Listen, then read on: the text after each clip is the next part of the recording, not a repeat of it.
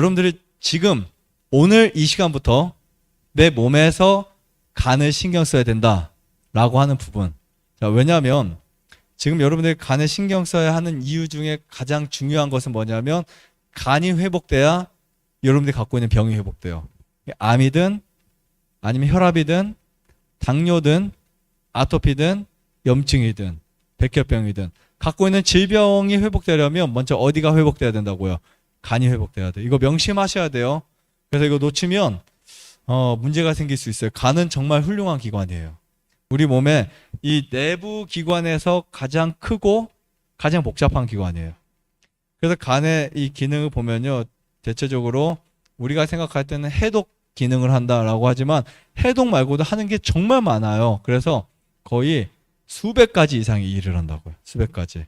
500가지, 1000가지 이렇게 일과 효소를 만들어내요. 자, 그런데 그 중에 간이 하는 것 중에 가장 중요한 것 중에 하나가 해독도 있지만 이건 당연한 거고 대사 활동이에요. 대사. 그래서 예를 들면 여러분들이 입으로 뭐를 먹죠? 음식을 먹잖아요. 음식을 먹으면 그 음식의 종류에 따라서 영양이 되는 과정이 있다고요. 그 중에 우리가 쌀이나 밀이나 곡류를 먹게 되거나 아니면 그 과일을 먹게 되면 그 분자가 뭘로 바뀔까요? 탄수화물로 바뀌어요. 탄수화물. 그래서 간에서 포도당, 아미노산, 유산 등을 글리코겐 형태로 이제 저장합니다. 자, 간에서 무엇을 저장한다고요? 간에서는 여러분들이 먹은 쌀을 저장하지 않아요. 이해하시겠어요? 절대 쌀을 저장하지 않는다고요. 뭐를 저장한다? 당을 저장하는 거예요. 그 당의 형태가 글리코겐 형태로 저장해요. 무엇을 분해시켜서요? 탄수화물을 분해시켜서요. 그래서 이 글리코겐은 필요할 때 다시 포도당으로 변환을 해서 사용을 해요. 되게 놀라워요. 왜냐하면 이거를 마치 우리 컴퓨터에 알집 프로그램을 깔아가지고 축소해 놓고 나중에 필요할 때 눌러서 알집을 해체 쓰는 것처럼 음식물을 포도당을 글리코겐으로 간에 저장을 해놨다가 만약에 금식을 했다 아니면 에너지를 삽질을 많이 했다 그러면 간에서 이거를 가지고 다시 변환을 시켜서 전환을 시켜서 혈당을 유지합니다. 혈당이 유지된다는 말은 지금 여러분들이 갖고 있는 혈액 안에 있는 혈당 수치를 유지하는 거예요. 그게 유지가 안 되면 높아도 문제지만 낮아도 문제예요. 혈당이 낮으면 굉장히 위험합니다. 그래서 이런 것을 누가 한다? 간이 한다는 거예요. 중요해요? 안 중요해요? 너무 중요하죠. 그 다음에 단백질도 얘가 대사를 해요. 단백질도. 그래서 단백질 대사를 통해서 알부민 또 혹은 혈액 응고에 관여해서 이 관여하는 인자를 생산해 버려요. 예를 들면 우리가 다치고 나면 혈소판이 생기고 응고가 돼야 되잖아요. 그것도 간이 만들어내는 결과물이라고요. 자, 그래서 우리가 이제 단백질을 먹게 되면 또 장을 통해서 흡수가 되잖아요. 탄수화물, 단백질, 지방, 비타민들을 흡수가 되는데 자, 이때 이것을 보관하는 기능과 함께 지방을 소화시키기 위해서 무엇을 만들어낼까요? 간에서 담즙이에요. 담즙. 담즙을 만들어요. 그래서 담즙을 만들어서 하루에 대략 담즙이 1리터 정도의 그 담즙이 생성이 되는데 800에서 1리터 이걸 어디에 저장할까요? 담낭 혹은 쓸개에다 저장해요. 저장해 놓고 소장으로 배출합니다. 필요할 때 사용합니다. 그리고요, 재밌는 사실은 이 간은 인체가 기능하는 데 필요한 물질을 합성하기도 하고요. 그 다음에 혈중으로 배출하기도 해요. 그래서 혈액 응고에 필요한 혈장 단백질, 즉 몸의 부종에 관여하는 알부민 등 인체에 필요한 영양소들을 합성하고 저장할 수 있는 아주 특이한 기능을 갖고 있어요. 그래서 간이 망가지잖아요. 그럼 나중에 알부민이 안 만들어져. 그러면 발이 붓거나 막 그런 거예요. 왜 발이 붓는지 아시죠? 네, 그런 것들을 이제 간이 담당한다고요.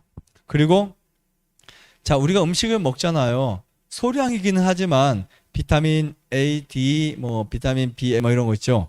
이런 것 그리고 철, 구리, 아연 이런 미네랄들을 또 저장을 해줘요. 얘가 저장하는데 되게 아주 특수한 기능을 갖고 있어요. 간은요, 영양을 전환시켜서 저장을 해가지고 필요할 때 쓰는 정말 놀라운 그 기관인데 그래서 저장해서 필요할 때 또 써요. 그 다음에 호르몬 대사가 있어요. 여성분들 생리불순이라든지 아니면 사춘기, 갱년기 이런 모든 게 있죠. 간의 문제에 따라서 굉장히 달라지기도 합니다. 왜냐하면 우리 몸의 호르몬들은 대부분 간에서 대사하기 때문에 간에 문제가 생기면 그게 문제가 생기는 거예요. 예를 들면 어린 아이들이 핫도그나 불량식품 많이 먹었어요. 그럼 간이 무리가 될까요, 안 될까요? 되겠죠.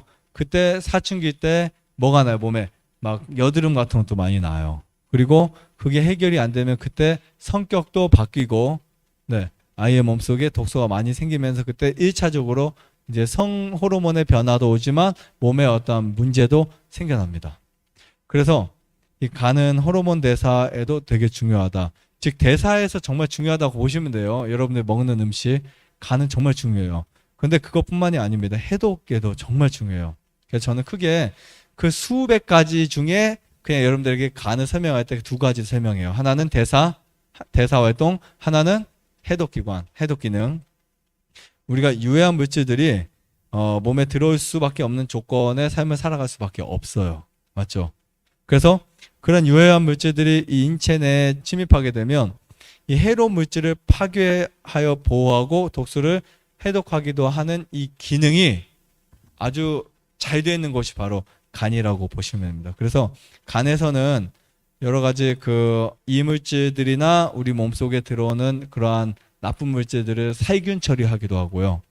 그 다음에 암모니아를 요소로 전환시켜서 소변으로 배출해요. 그래서 수용성으로 바꿔서 신장을 통해서 소변으로 빼내는 역할을 합니다. 그리고 약물, 알코올 대사.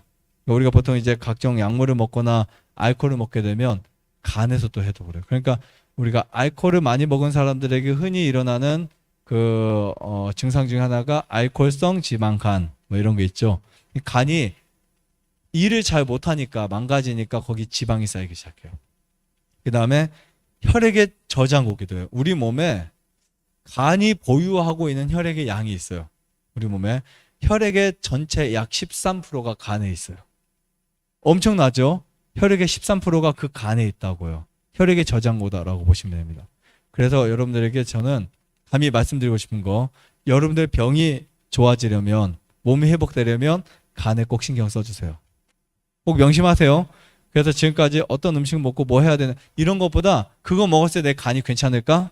그거 먹으면 내 간이 회복이 될까?를 먼저 생각해 주시면 된다고요. 그러니까 아니 폐에 좋으니까 간은 망가지든 말든 얘는 좀 튼튼하니까 괜찮아. 이런 분들이 계세요. 생각은 안 하시지만 이제 왜냐하면 간은 되게 튼튼하다고 믿어요. 좀 잘라도 다시 생겨나고. 그러니까 그렇게 막연하게 생각하지 마시고 간은요 웬만하면 표를 안 내요. 그래서 간이 아프다라고 하면요 거의 간이 몇 프로 안 남았을 때 신호를 보내기도 한다고요. 간이 10%만 남아도 20%만 남아도 어지간하면 버텨주기도 하는 게 간이에요. 그래서 그런 간을 절대 무시하지 마시고 우선 간을 건강하게 만들자. 그러면 간이 다 해줘요. 건강할 수 있는 대사 조건도 해주고 해독기관, 해독 역할도 해주기 때문에 간에 꼭 신경 써주세요. 어떻게 해야 간을 살릴 수 있을까?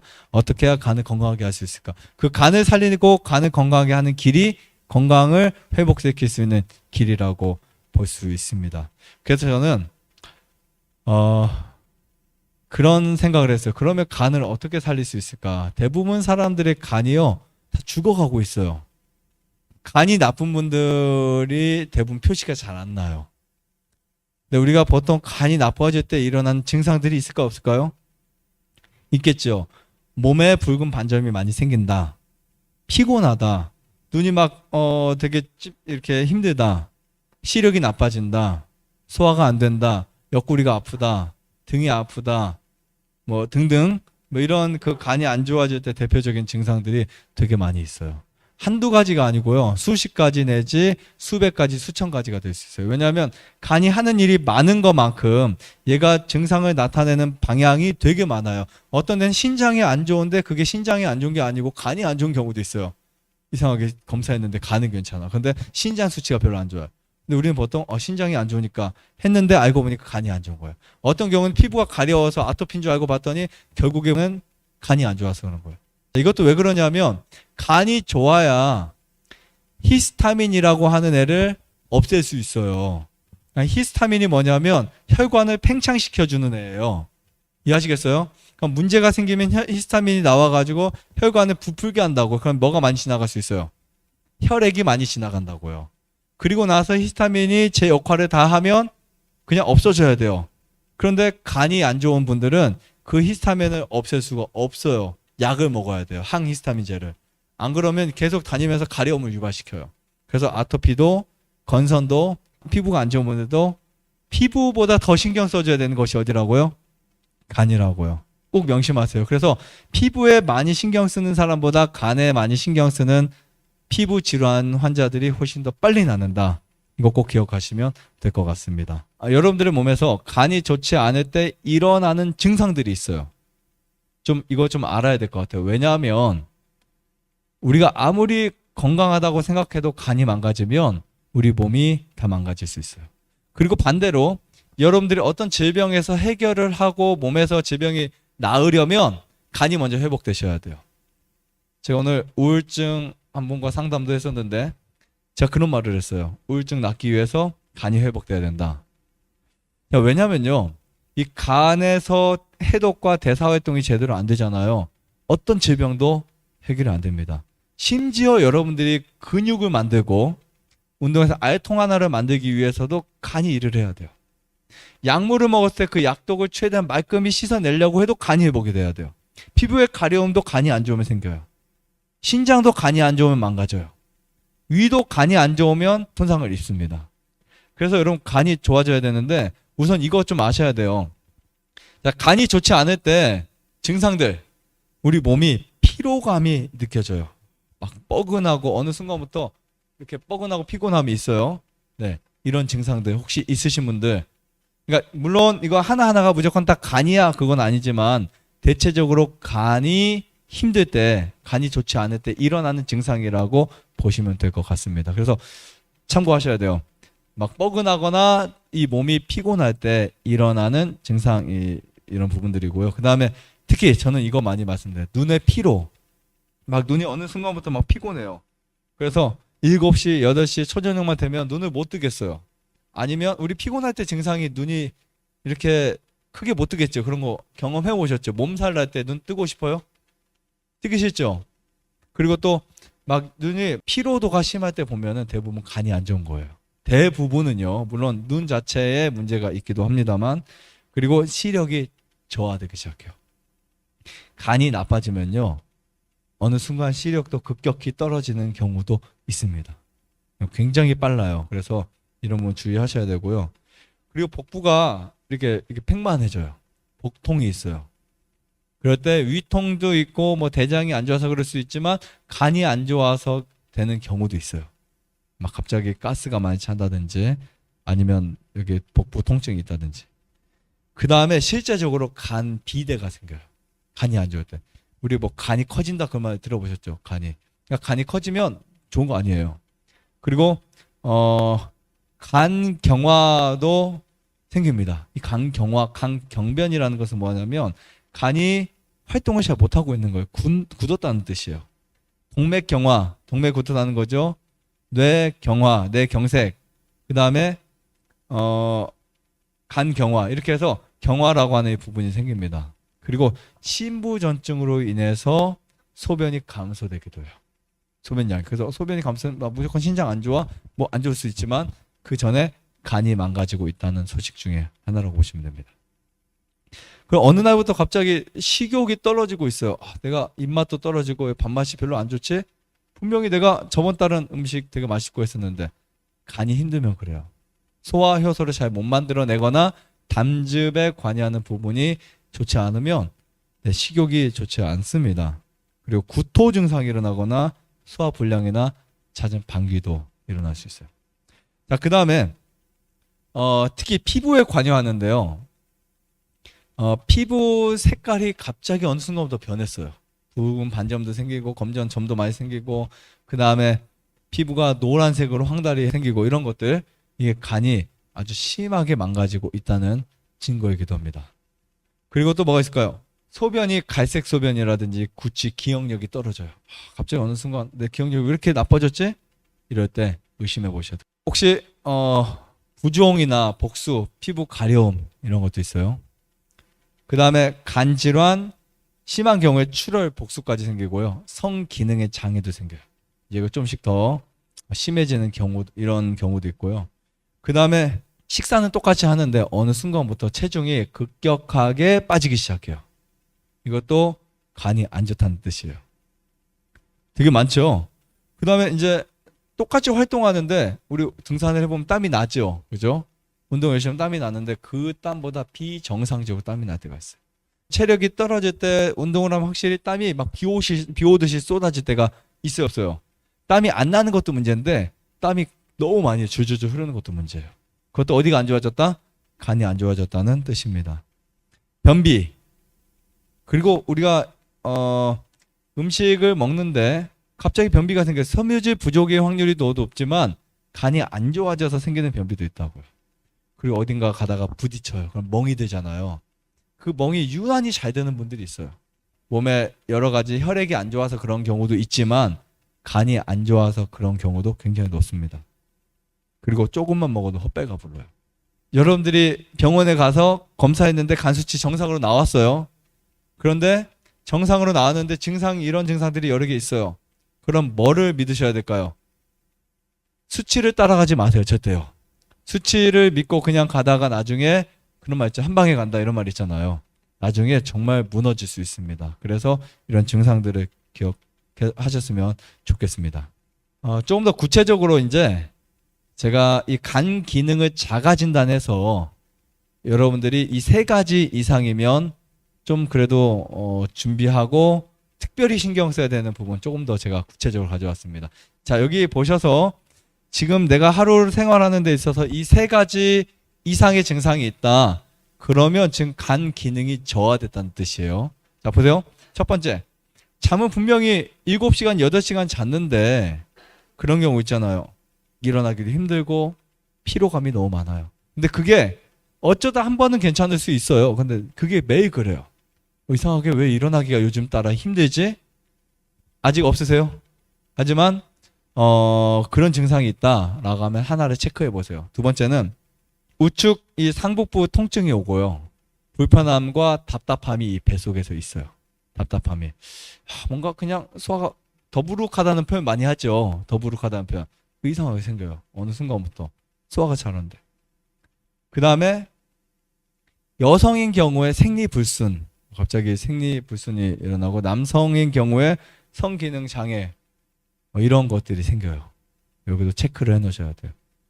그 다음에 배 복수는 뭐 당연히 안 좋은 거지만 가스가 자주 찬다, 방귀가 자주 낀다, 뭐 이런 분들도 이제 자가 진단에 포함되고요. 그 다음에 몸에 경련이 자주 일어나요. 그런 증상들이 있어요.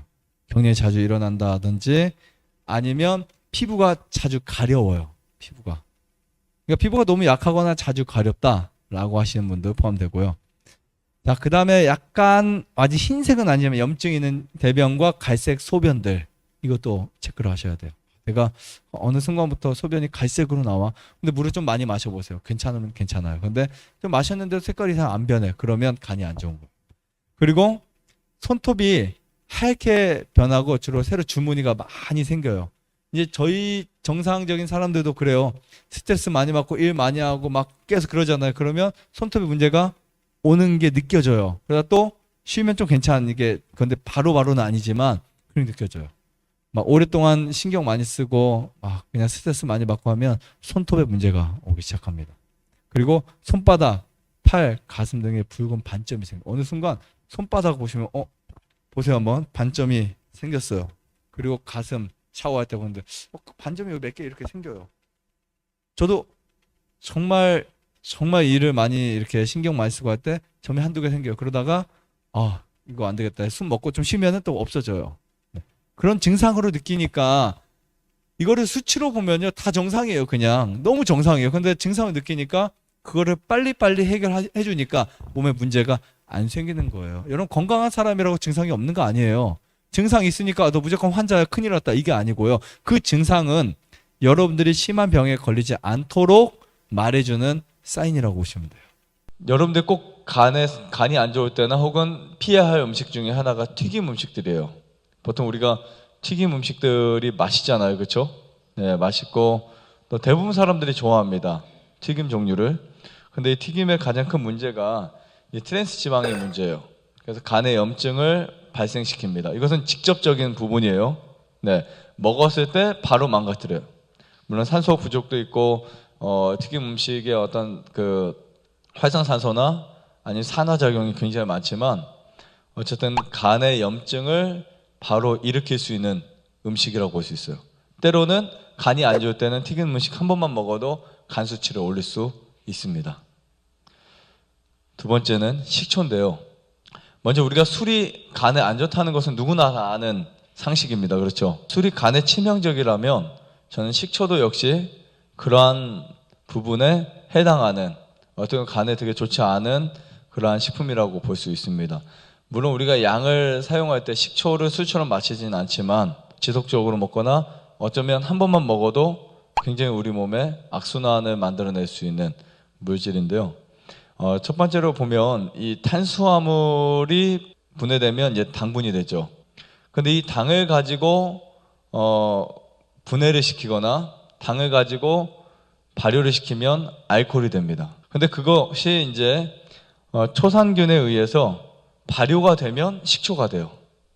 네, 어떻게 보면 이것을 정리하면요, 술은 뭐 밀이나 이런 것들을 가지고 발효를 시키죠. 당분이 효모와 결합해서 술이 되고 그 다음에 술이 초산균에 의해서 발효가 됩니다. 이것은 공기와 접촉하냐 종기와 접촉하지 않냐에 따라서 달라지기도 하지만 아무튼 단계로 치면 1단계가 그 당분이 되고 2단계가 술이 되고 3단계가 식초가 된다, 이렇게 보시면 됩니다. 이건 과정 중에 하나라고 보시면 돼요.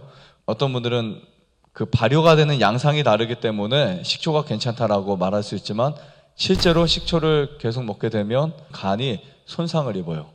그래서 간의 해독작용이 이제 아예 무너지게 됩니다. 식초를 저는 드시지 않는 것을 이제 원칙으로 하고요. 만약에 이 식초를 계속해서 먹게 되면 우리 세포 내 균형이 깨져버려요. 미토콘드리아나 세포의 유전자의 균형이 깨지면서 혼란이 오게 됩니다. 특별히 이것이 간에서는 해독을 해야 될 물질로 인식을 하게 돼요. 세 번째는 음료수입니다. 보통 이제 당뇨 환자나 지방간이 있거나 하면 무조건 피해야 될 게 음료수인데요. 음료수에 당분이 얼마나 많은 줄 아세요? 액상, 과당, 뭐 설탕보다 훨씬 안 좋은 것들, 설탕도 들어가긴 하지만, 근데 그런 것들이 정말 많이 들어가요. 그냥 그 당분의 양을 물에 희석해서 먹으면 구토가 날 정도로 너무 달아요. 구토가 날 정도예요. 막. 근데 거기에 화학 물질들이 같이 섞이니까 먹을 만한 거예요, 그 당분이. 근데 그렇게 달게 만들어야 맛이 느껴지거든요. 그래서 음료수를 마시게 되면 간에 굉장히 부담이 됩니다.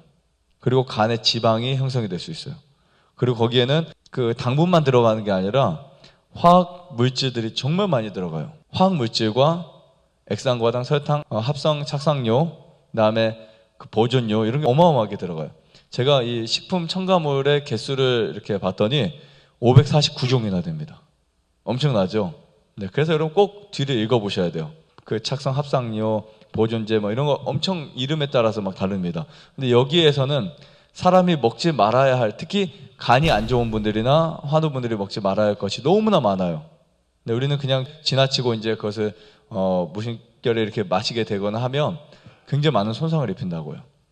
이게 건강한 사람들에게도 해로운데 여러분들에게, 내가 몸에 병이 있을 때는 한 번만 마셔도 이것은 나에게 엄청 심각한 결과를 초래할 수도 있습니다. 자, 네 번째. 근데 설탕은요, 우리가 설탕을 퍼먹는 일은 거의 없습니다. 왠지 설탕을 먹으면 몸이 나빠질 것 같아. 그런데 설탕이 들어간 음식들을 먹어요. 대부분의 음식들이나 빵이나 종류들을 보면 설탕 덩어리예요. 도너츠라든지 빵이라든지 설탕이 없으면 맛이 없습니다. 무설탕 음식들. 근데 이 설탕이 우리 몸에서 분해가 될 때 과당과 포도당으로 분해되는 거 아시죠? 근데 포도당은 위에서 소화되는데 과당은 간에서 처리가 돼요. 그래서 설탕을 먹게 되면 간이 막 힘든 거예요. 간이 안 좋은 분들이 설탕을 좀 먹잖아요. 설탕이 들어간 음식 먹잖아요. 피곤해지는 거예요. 그런 경험을 혹시 하셨는지 모르겠지만 아마 뭐 때문에 그런지 원인을 못 찾으셔서 그럴 수도 있어요. 왜 이렇게 피곤하지 오늘?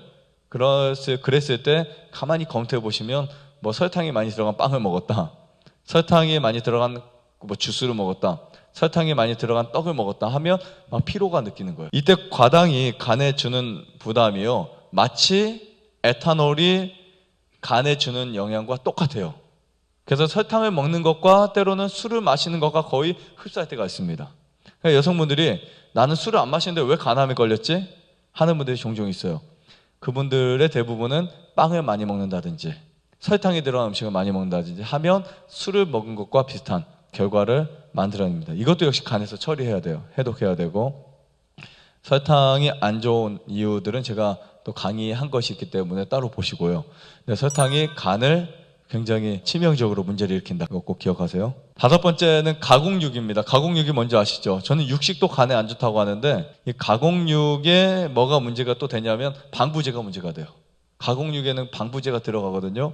또 발색제, 색깔을 바꾸잖아요. 아주 예쁘게 바꾸는 발색제 성분이 간에 악영향을 초래해요. 그리고 동물성 지방의 함량이 높아서 간을 손상시킵니다. 동물성 지방은 담즙을 과하게 분비시켜요. 그러니까 여러분들이 고기도 안 좋은데 거기에 가공 햄, 소세지, 아무튼 가공육은 한 번만 먹어도 안 된다. 여러분 정말 퇴소하셔서 혹시 또 건강 관리하실 때 단 한 번도 먹으면 안 되는 식품들 오늘 제가 말씀드리는 거예요. 자, 여섯 번째, 영양제와 및 약물입니다. 영양제에 대해서는 좀 더 디테일하게 제가 강의해 놓은 것도 있지만 간에 왜 나쁜지를 강의할 거예요. 그런데 이 영양제를 사용하거나 혹은 화학 약물을 사용했을 때 때로는 간을 치명적으로 병들게 만들 수 있어요. 간을 화학적이든 식물성이든 어떤 특정 부분만 추출한 영양 보조제들은 간에 무리를 줘요. 비타민부터 시작해서 칼슘 보조제부터 여러분들이 좋다고 먹어왔던 뭐 어떤 노니 주스라든지 어떤 성분이 강한 것들도 있어요. 그런 것들은 간에 치명적일 수도 있어요. 그래서 식물성이든 화학적이든 간에 손상을 입히는 것은 흡사합니다. 하지만 화학적인 게 더 심하겠죠. 어쨌든 간에서는 그 복잡하고 양분이 많은 것들을 분해하기 위해서 너무 많은 애를 먹고 있습니다. 그래서 여러분들이 드시던 영양제들 혹은 또 약물들 간에 정말 안 좋기 때문에 주의하셔야 되고요. 제가 한 가지만 더 말씀드릴게요. 일곱 번째, 어묵이 있어요. 어묵. 이 어묵의 주 재료는 밀가루와 생선살과 기름인데요. 어묵을 먹게 되면 간에 직접적인 손상을 끼쳐요. 간이 그것을 해독하기 위해서 얼마나 힘들겠어요. 그래서 어묵을 드시지 않는다. 더군다나 어묵에서도 이제 기름이 이제 많아 튀긴 거라든지 그런 건 더 안 좋고요. 우리 오뎅이라든지 뭐 이런 거 저도 어렸을 때 먹어봤어요. 이런 것들은 우리가 계속 먹게 되면 우리 간에 지방이 형성될 뿐만 아니라 간에 굉장히 많은 독소에 부담을 주게 됩니다. 중요한 장기인 간에 치명적 영향을 주는 영양제들이 있습니다.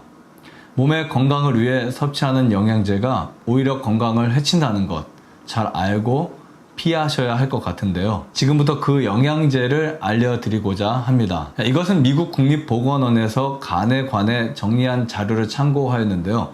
독성 간염이 오게 되면 황달, 두드러기, 가려움증, 피로, 식욕 감퇴, 구역 구토, 체중 감소 등의 여러 증상들이 나타나게 됩니다. 이런 증상을 일으킬 수 있는 영양제 6가지에 대해서 말씀드리겠습니다.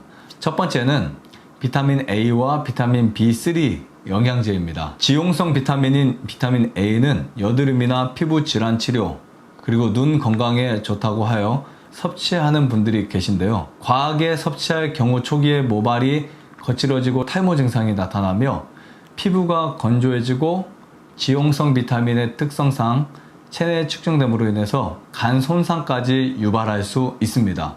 또 흡연자의 경우는 폐암 발병 위험이 높아진다는 보고도 있는데요. 심한 경우 간성 혼수 및 사망까지 이를 수 있다고 하니까 반드시 주의하셔야 합니다. 비타민 B3는 니아신 기준 과량 섭취 시 간 손상을 줄 수 있는데요. 해외 직구 제품들, 특히 고용량이기 때문에 주의가 반드시 필요합니다. 두 번째는 가르시니아 캄보지아입니다. 다이어트 식품으로 굉장히 유명한 식품인데요. 이것은 열대 식물로 열매 껍질 부위를 사용하여 추출한 것입니다. 이것은 탄수화물이 지방으로 합성되는 것을 억제함으로 체지방 감소에 도움을 준다고 해서 다이어트 하는 분들이 선호하는 식품입니다. 하지만 이 추출물이 들어간 제품을 먹고 간 수치가 올라가기도 하고 급성 간염, 간부전 등 간 손상뿐 아니라 심장 질환까지 일으킨 사례들이 있기 때문에 꼭 주의하셔야 합니다. 세 번째는 홍국입니다. 고지혈증을 치료하는 붉은 쌀로 대사증후군을 예방하는 역할을 한다고 하여 많은 분들이 드시는데, 이 식품은 콜레스테롤을 내릴 뿐 아니라 혈액순환에도 도움이 되어 더욱 사랑받는 쌀입니다. 홍국의 주성분은 모나콜린 K로 여러 임상 실험을 통해 콜레스테롤 수치 개선에 대표적인 효능을 갖고 있는데요. 홍국균은 시트리닌을 생성할 수 있고, 이는 신장과 다른 장기에 악영향을 줄 수 있는 독성 발효 부산물입니다. 특히 간 독성을 유발할 수 있어 간 건강에 좋지 않으니 주의하셔야 하는 식품입니다. 네 번째는 노니입니다. 노니는 열대식물로 2000년 전부터 신이 내린 선물이라고 하여 건강을 위해 섭취하고 있는 식품인데요. 항염 작용으로 유명하며 세포 재생을 도와주고 항암 작용까지 있다고 하여 많은 사랑을 받고 있는 식품인데요. 하지만 노니 환의 경우 중금속 검출이 된 사례도 있고, 특히 안트라키논이라는 성분은 간 수치를 올리는 것으로 알려져 있으며 급성 간염이나 심한 경우 간 이식의 케이스도 있으니 주의하시는 게 좋다고 생각을 합니다. 다섯 번째는 녹차 추출물입니다. 다이어트에 도움이 된다고 해서 많은 여성분들이 드시는 식품 중 하나가 녹차 추출물인데요. 특히 그 속에 있는 카테킨 성분은 체지방 감소뿐 아니라 항산화, 항염, LDL 콜레스테롤 감소에 도움을 준다고 해서 사랑받는 식품입니다. 하지만 적정량 이상을 섭취할 경우 간 수치 증가와 간 손상을 유발할 수 있고, 역시 간 이식의 사례가 있다고 하니 반드시 주의해야 합니다. 마지막 여섯 번째는요, 마황 추출물인데요. 이는 식욕을 억제하고 다이어트에 도움이 된다고 하여 한약 다이어트제에 사용되기도 하는데요. 이 속에 있는 에페드린 성분은 교감신경 항진작용을 하는 성분으로 비만에 도움이 될 수는 있으나 심혈관계 및 떨림, 불안 등의 부작용이 있습니다. 간 손상을 일으킬 수 있어서 반드시 주의해야 하는 식품입니다. 그 외에도 우울증이나 수면장애에 도움이 되는 애기똥풀, 후디아, 성유안초, 그리고 단백질 보충제 등 주의가 필요한 제품이 아주 많이 있습니다. 건강을 위해 복용하는 영양제들이 도리어 건강을 해칠 수 있다는 것을 꼭 염두해 주시고요. 과한 섭취를 하지 않도록 주의하셔야 합니다. 대부분의 영양은 건강한 식생활을 통해 채울 수 있다는 거 꼭 기억하셔서 제품보다는 식생활 개선을 통해서 건강을 챙기시기를 추천드리며, 간을 살릴 수 있는 식사법. 네. 그러니까 지금까지 우리가 몸이 망가졌다라고 보면 거의 대부분 간이 망가졌을 때 일어나는 현상입니다. 이를테면 여러분들이 이제 어떤 병에 걸렸어요. 내가 당뇨에 걸리든 혈압에 걸리든 아토피에 걸리든 또 다른 기타 암에 걸렸습니다. 근데 그 이유 중에 하나가 저는 간이라고 보고 있습니다. 그러니까 아토피 환자가 아무리 많은 노력을 해도 간이 회복이 안 되면 절대 안 낫습니다. 그리고 암 환자가 아무리 많은 노력을 해도 간이 회복이 안 되면 절대 안 낫고요. 그래서 오늘 여러분들이 어떻게 하면 간이 회복될 수 있는 식사를 할 수 있을까? 이런 부분을 찾아보셔야 되는데, 간을 회복시키기 위해서는 뭐 여러 가지 할 수 있는 게 정말 많습니다. 잠자는 것도, 운동도, 쉼도, 스트레스도. 근데 그런 부분도 우리가 이제 또 다른 시간들에도 공부도 했었고, 앞으로도 공부할 내용이지만, 오늘은 죽어가는 간을 살리는 식사법, 네, 특히 아침 식사법에 대해서 이야기를 해드릴게요. 먼저 아침 식사를 해야 하는 이유 중에 하나, 우리가 이제 아침에 굶는 문화가 이제 생겼죠. 아침에 굶는 문화. 도시의 문화 자체가 아침을 굶는 문화가 생겼습니다. 근데 보통 이제 우리가 아침을 굶는 거 상관없어요. 크게요. 하지만 저녁을 많이 먹게 되면 문제가 됩니다. 그러니까 아침을 굶으려면 저녁도 같이 굶어줘야 돼요. 그래야 그 다음에는 아침을 잘 먹을 수 있는데, 아침은 굶고 저녁은 많이 먹다 보니까 이제 아침을 아예 못 먹는 식사가 돼요. 저도 종종 아침이나 저녁을 잘 굶습니다. 혹은 점심을 굶을 때도 있지만, 예를 들면 이제 그런 거 있죠. 내가 이제 저녁에 속이 불편하거나 몸이 안 좋아, 아침에 일어나는 컨디션이 안 좋아요. 그러면 저는 아침을 굶을 때가 한 일주일에 한 번이나 한 2주에 한 번 정도 있습니다. 하지만 아침을 굶었을 때 저녁을 또 배고프다고 또 열심히 먹진 않아요. 아침을 굶으면 그날 먹지 않습니다. 왜냐하면 그 다음 날은 먹어야 되니까. 그래서 이제 그렇게 관리를 하는데 이게 습관적으로 아침은 의례적으로 안 먹는 사람들이 있어요. 아침을 아예 안 먹는 사람들. 예를 들면 아침 식사가 맛이 없다든지 아침 잠이 많다든지 그죠?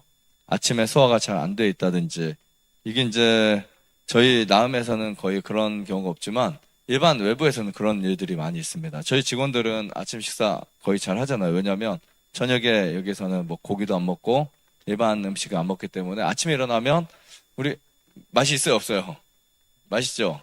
네. 아침 일어나면 음식을 정말 잘 먹습니다. 그 사람들은 어떻게 젊은 사람들이 아침을 이렇게 잘 먹어? 신기할 수도 있겠지만 신기하는 사람도 있어요. 저한테 물어보더라고요. 왜냐면 아이들이 어떻게 아침 식사 저렇게 하나요? 라고 물어보는 분들도 있습니다. 저녁에 이제 아이들이 약간 부조절을 하잖아요. 확실히 아침밥을 잘 못 먹어요.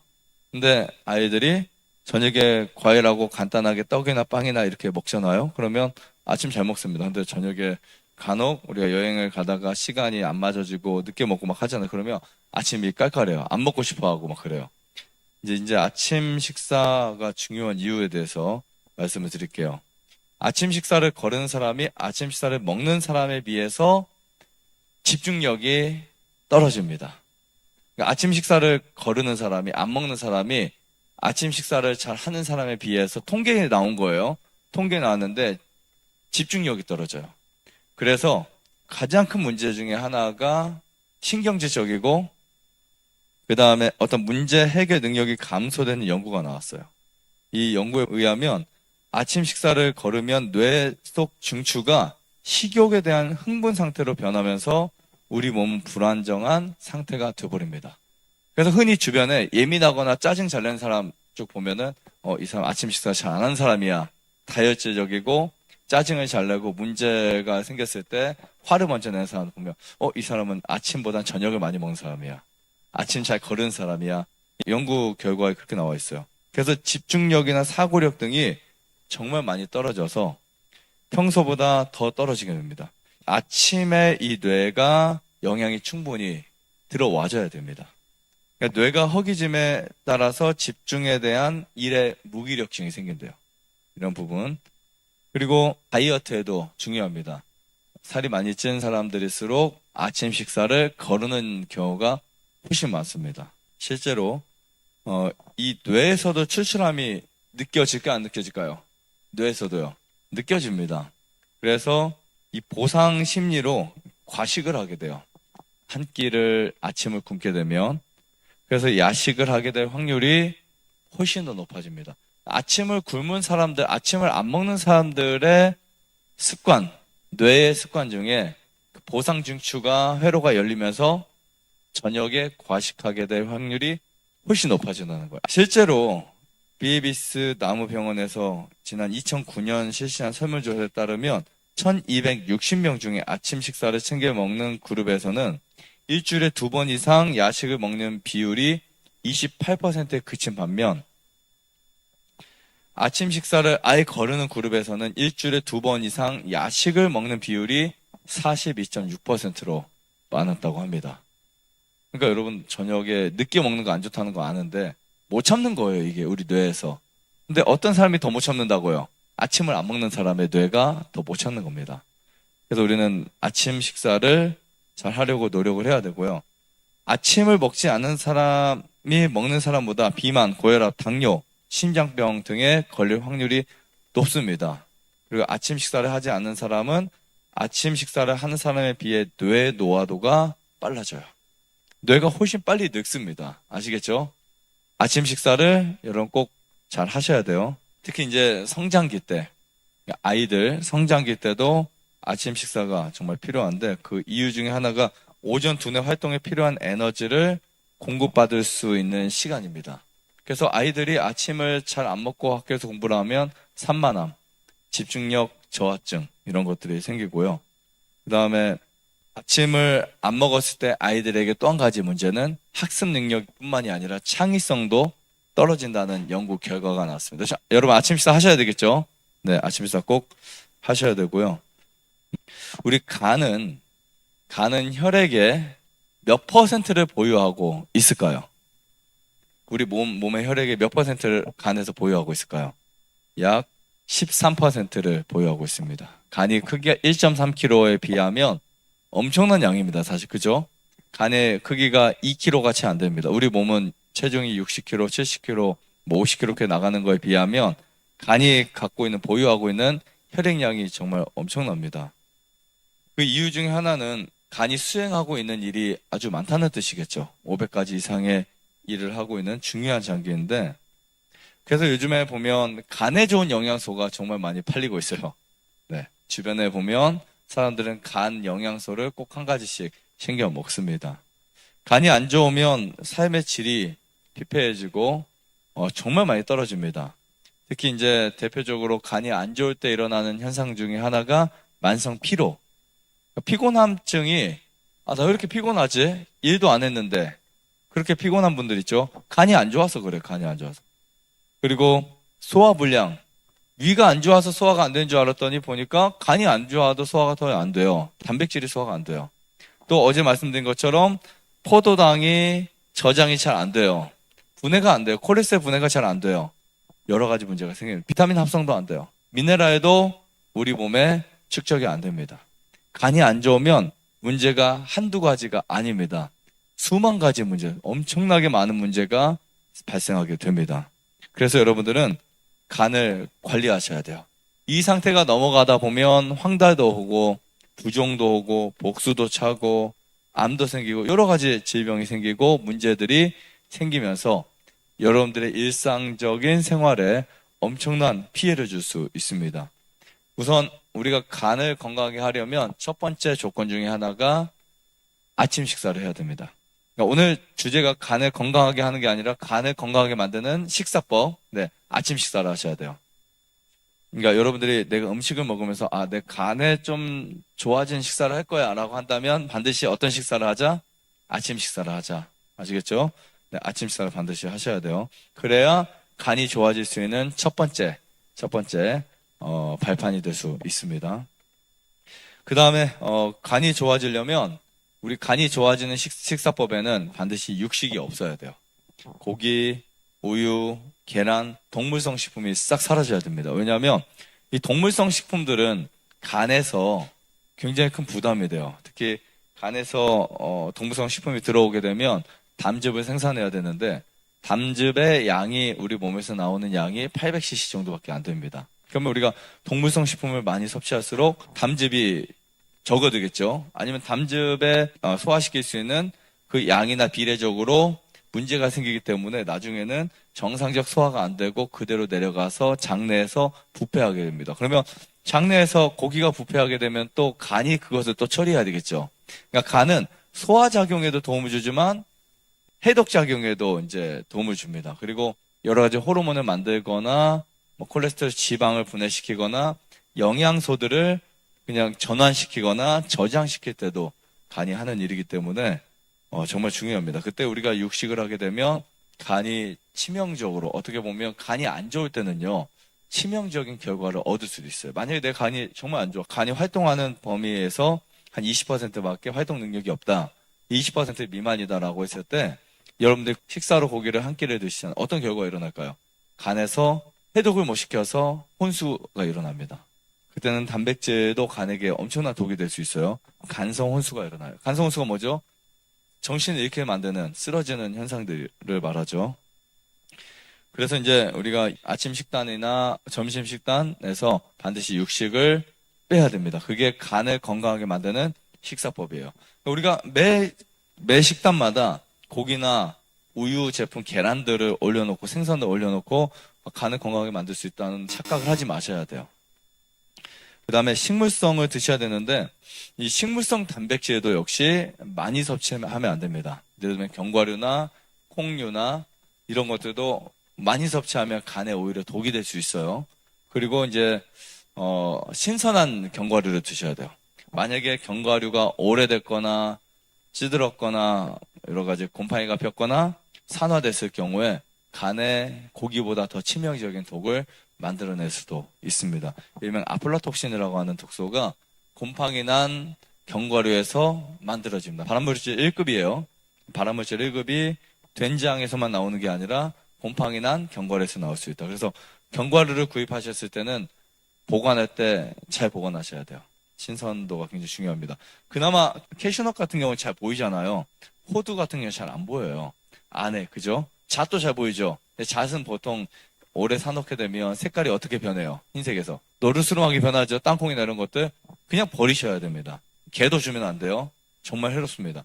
그런데 이제 호두 같은 경우는 그 안에 보면 껍질 사이에 그 주름 같은 게 있잖아요. 안 보이잖아요. 그런 데서 곰팡이가 났을 때 정말 심각할 수 있어요. 그리고 견과류에 난 곰팡이들은 냄새도 별로 잘 안 납니다. 곰팡이하고 산화된 것은 좀 달라요. 이런 것들 다 주의하셔야 됩니다. 간에 치명적일 수가 있다라고 볼 수 있어요. 그래서 어떤 분들은 건강식을 잘 했는데 고기도 안 먹었는데 간이 나빠진 경우, 흔히 견과류를 잘못 섭취했을 때 그럴 수도 있다고 볼 수 있습니다. 자, 간을 살리는 식사법에는 꼭 필요한 게 있습니다. 비타민이 정말 필요해요. 비타민. 간은 우리가 먹은 영양소들 중에 일부를 비타민으로 바꿀 수 있는 능력을 갖고 있어요. 물론 비타민이 있는 음식을 먹어야 되겠죠. 그래서 이것을 저장하거나 합성하는 일을 합니다. 그런데 간이 손상되면 비타민이 결핍되기가 쉬워요. 그러니까 간이 정상적인 그 기능을 잃게 될수록 비타민도 우리 몸에서 적어진다고 보시면 됩니다. 그때는 우리가 비타민을 특별히 더 섭취를 하셔야 돼요. 그래야 간을 살릴 수 있어요. 근데 간이 약해지잖아요. 그럼 우리가 보통 건강한 간이면 비타민 섭취가 좀 덜해도 정말 열심히 잘 만들 수 있어요. 하지만 간이 약해질수록 비타민이 부족하다는 것을 느끼셔야 되고 비타민을 더 충분히 섭취하셔야 됩니다. 근데 간에서 영양소를 대사할 때 비타민이 충분히 있어야 됩니다.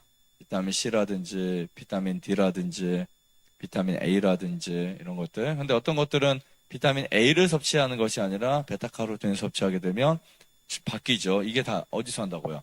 간에서 한다고요. 우리가 식물성 지방을 섭취하면 간에서 콜레스테롤을 만들어요. 그러면 정상적인 수치를 만들 수 있지만 동물성 콜레스테롤을 섭취하게 되면 오히려 간이 파괴되고 간이 망가질 수 있습니다. 이 간에 침입한 바이러스와 싸우거나 손상된 간세포를 재생하거나 과도한 지방을 배출하게 만들 수 있는 물질이 뭘까요? 바로 비타민입니다. 여러분들이 비타민을 먹게 되면 그런 그 컨디션 얻을 수 있을 거예요. 피로가 풀린다든지. 우리 그런 거 있잖아요. 너무 피곤한데 레몬을 먹었다? 그러면은 피로가 쭉 풀리거나 컨디션이 되게 좋아지는 경우가 있습니다. 지금 어디가 살아나고 있다는 뜻이에요? 간이 살아나고 있다는 뜻입니다. 자, 그 다음에 미네랄 섭취도 필수예요. 미네랄은 채소, 과일, 곡식, 견과 다양하게 들어있어요. 심지어 여러분들이 드시는 숯에도 들어있습니다. 숯. 우리가 곡식을 태울 때 미네랄이 활성도가 높아져요. 소금에도 많이 들어있어요. 물에도 많이 들어있어요. 근데 그 많은 미네랄, 정말 이 미네랄이 엄청 많습니다. 지구에는. 근데 그 많은 미네랄 중에서도 우리는 부족한 현상을 갖고 있어요. 우리 몸에 미네랄은 몇 퍼센트 들어있을까요? 약 4% 들어있습니다. 근데 그 4% 중에 0.01%만 부족해도 사람의 몸은 심각한 문제를 경험할 수 있게 됩니다. 그래서 미네랄 섭취가 정말 필요한데, 이 미네랄은 뼈와 치아, 신경을 이루는 인체의 구성 요소 중에 하나입니다. 다른 영양소들은 이제 에너지를 만들고 끝날 수 있겠지만, 이 미네랄 같은 경우는 특히 어떤 부분에 자리를 잡기도 합니다. 뼈가 될 수 있고요. 그 중에 이제 뭐 손톱, 발톱이 될 수 있고, 단백질도 그렇지만, 여러 가지 이제 많은 것들을 구성시키죠. 그런데 이 미네랄을 통해서 우리는 영양소의 대사 과정에서 화학 반응에 필요한 효소를 활성화시키는 일이 일어날 수 있어요. 그리고 몸에서 이것이 합성되지 않기 때문에 아무리 적더라도 식품에서 반드시 섭취하셔야 합니다. 이렇게 해서 우리가 영양소들을 잘 섭취하고 또 아침 식사를 하고 동물성 식사를 하지 않게 되면 간이 살아날 수밖에 없다라고 말씀드릴 수 있고요. 그 다음에 이제 간을 살리는 식사법 중에 정말 중요한 거, 이것도 핵심 포인트예요. 뭐가 있냐면 식이섬유를 충분하게 섭취하는 것입니다. 그럼 식이섬유가 어디에 많이 들어있어요? 곡식이나 채소나 견과류에 많이 들어있죠. 식이섬유 대부분 이렇게 생각하시면 됩니다. 껍질째 먹는다, 그죠? 그러니까 곡식들은 껍질째 먹어야 식이섬유가 충분해요. 식이섬유를 충분하게 섭취해야 돼요. 간에 문제가 있는 사람은 반드시 신경 써줘야 될 장기가 하나가 있습니다. 어디냐면 장입니다. 불변의 법칙이에요. 간에 문제가 있으면 간에 신경 쓰는 것도 중요해요. 하지만 어디에 신경 쓴다? 장에 신경 쓴다. 왜냐하면 이 장 내에 가스가 많이 생기잖아요. 그러면 결국 누가 처리해야 될까요? 간이 처리해야 돼요. 장내에서 독소가 많이 생길 수 있어요. 왜냐하면 소화되지 못하는 음식들을 분해되지 않았을 때 그 가스가 모두 다 간으로 올라옵니다. 이것을 장간순환이라고 해요. 장간순환. 이때 이제 간은 치명적인 독소를 이제 해독시키기 노력을 하는데, 특히 암모니아 수치가 올라간 경우에, 암모니아 수치는 우리가 혈액 검사 중에 간에서 나타납니다. 간에서 암모니아 수치가 쭉 나타나면 그게 10, 20, 30, 40, 50 이렇게 올라가잖아요. 한 50 이상 되면 심각한 수준이겠죠. 근데 그런 상태가 장에서부터 시작될 수 있다라고 볼 수 있어요. 우리가 고기를 먹게 되면 소화되지 못한 단백질 때문에 뭐가 생긴다고? 가스가 생길 수 있어요. 그때 황산가스, 아황가스 뭐 이런 가스들이 생깁니다. 그런 가스들이 어디서 처리돼야 된다고요? 간에서 처리돼야 돼요. 그래서 간이 안 좋은 사람은 간도 신경 써야 되지만 어디를 신경 쓰자? 장을 신경 쓰자, 이렇게 보시면 될 것 같습니다. 우리가 보통 식이섬유를 섭취했을 때 기대를 하는 게 있잖아요. 효과 기대 중에 어떤 것을 기대하고 식이섬유 섭취하시죠? 변비를 막는다, 그죠? 네, 좋은 변, 장내 유익균 이런 것들 생각하시죠? 근데 실제로 식이섬유가 충분해지면 우리 장에서는 좋은 세균이 늘어나게 됩니다. 자, 어떤 세균이 늘어난다고요? 좋은 세균을 보통 유익균이라고 하죠. 이 유익균들이 늘어나고요. 그 다음에 식이섬유가 사실은 불용성, 어떻게 보면 식이섬유가 우리 몸에서는 잘 소화되지 않는 물질입니다. 식이섬유 자체가 우리 몸에서 소화가 안 돼요. 분해가 안 됩니다. 대신에 몸속의 독소들을 가지고 어떻게 한다? 독소들을 가지고 정확하게 배출시킬 수 있다라고 볼 수 있습니다. 변이 대장에 오래 머물면 장내 세균에 의해 부패 발효돼서 유해가스가 올라오게 될 수밖에 없어요. 고기 아니라도요. 그래서 이런 부분들을 누가 잡아준다고? 식이섬유가 잡아줍니다. 그래서 식이섬유는 췌장에서는 인슐린 역할도 하지만 장에서는 유익균 역할도 하고 소화제 역할도 할 수 있고요. 그 다음에 우리 몸에서는 청소제 역할도 합니다. 굉장히 중요하죠. 그래서 식이섬유가 충분한 사람들, 식이섬유가 충분히 섭취된 사람들은 피로감이 줄어드는 거예요. 피로감. 그리고 대변량이 늘어납니다. 실제로 야채나 과일을 많이 먹는 사람들이 고기를 많이 먹는 사람에 비해서 대변량이 늘어납니다. 대변 보는 횟수도 더 늘어날 수 있어요. 우리 몸속에 숙변이 쌓일 수 있는 시간적 여유를 주지 않는다라고 볼 수 있습니다. 그래서 식이섬유를 통해서 또 역시 간을 살릴 수 있다. 식사 전에 꾸준히 먹기만 해도 간이 살아날 수 있는 방법, 그것들에 대해서 제가 이야기를 하겠습니다. 일반적으로 간이 좋지 않다면 혈액 검사를 통해서 알 수 있거나 혹은 간이 안 좋은 증상들에 대해서 우리가 또 찾아볼 수 있는데요. 간에 대한 자세한 내용들은 다음 시간에 또 제가 설명을 드리도록 하겠습니다. 간이 안 좋아졌을 때 우리는 보통 간이 안 좋은 증상들을 발견하게 있습니다. 그 중에 뭐 피곤하다든지 피로하다든지 식은땀이 잘 난다든지 소화가 잘 안 된다든지 그리고 근육이 잘 만들어지지 않는다든지 혹은 또 몸에 반점들이 많이 생긴다든지 그 다음에 또 피부가 많이 검정해진다든지 피부가 노래진다든지 이런 등등의 증상들이 있습니다. 그러니까 좀 더 정확하게 간에 대해서 알기 위해서는 병원에 가서 혈액을 통해서 간 수치를 보는 방법이 또 하나 있습니다. 간 수치는 혈액 수치 안에 크게 세 가지 AST, ALT, GGT로 나눠져 있습니다. 그 중에 AST는 간세포, 심장세포 내에 존재하는 효소인데요. 간세포가 망가지면 이 농도가 올라가게 됩니다. ALT는 간세포 안에 존재하는 효소로서 간세포가 손상받는 경우 역시 농도가 올라갑니다. 그리고 GGT는 간이 손상되었을 때 간 내의 쓸개관에 존재하는 효소로서 쓸개관에 문제가 있을 때, 즉 담관에 문제가 있을 때 수치가 올라가곤 합니다. 이렇게 간이 좋지 않을 때 혈액이나 증상들을 통해서 우리가 간이 좋지 않다는 것을 발견할 수 있는데요. 이렇게 좋지 않은 간을 회복시킬 수 있는 방법, 그것도 여러 가지 중에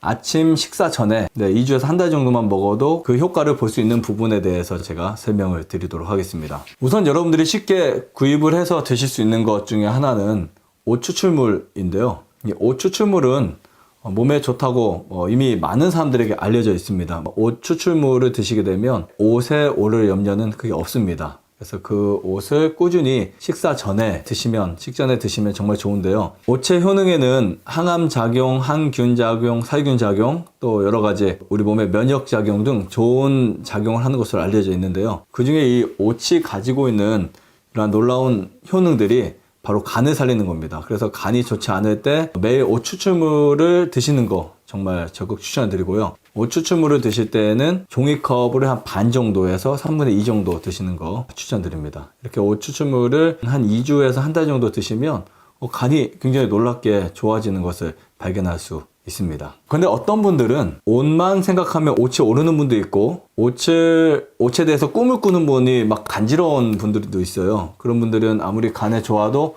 옷을 설치하지 못하는 경우들이 있는데요. 이런 분들은 더 안전하고 조금 더 쉽게 드실 수 있는 거 하나 추천드린다면 바로 수치입니다. 수치는 천연 해독제로 정말 많이 사용되고 있고 전 세계적으로 많이 알려진 제품인데요. 보통 생각할 때 나무를 태운 숯이 무슨 가치가 있을까라고 생각을 하지만 이미 숯은 해독작용, 정화작용으로 뛰어나다는 것을 사람들이 알고 있습니다.